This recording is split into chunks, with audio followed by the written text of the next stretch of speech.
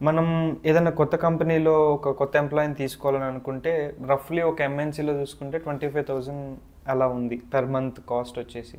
So ఒక అంటే 4 LPA అనుకోండి రఫ్లీ. 4 ఎల్పిఏలో 10 మెంబర్స్ని తీసుకుంటే 40 lakhs ఖర్చు అవుతుంది నాకు.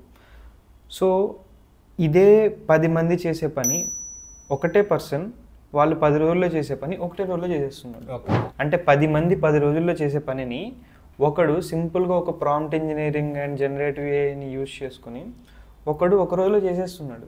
అంటే ఇప్పుడు నాకు వాళ్ళకి 40 లక్షలు ఇవ్వడం కన్నా వీడికి 20 లక్షలు ఇవ్వడం బెటర్ కదా. సో అలా చూసుకున్నా నేను సగం మనీ నాకు మిగులుతుంది. అండ్ మోర్ ఓవర్ వాడికి 20 lakhs package as a fresher అంటే చాలా ఎక్కువ కదా. సో అందుకనే ప్రాంప్ట్ ఇంజనీరింగ్ జనరేటివ్ ఏఐ మీద అంత ఎక్కువ శాలరీస్ ఇచ్చి తీసుకున్నారు. బికాస్ వాళ్ళకి అంత ఎక్కువ శాలరీ ఇచ్చినా కూడా Jan AI prompt engineering use చేసి వాడు చేసే పని కన్నా అది లేకుండా చేసే పనికి వాడికి చాలా మిగులుతుంది. ఓకే.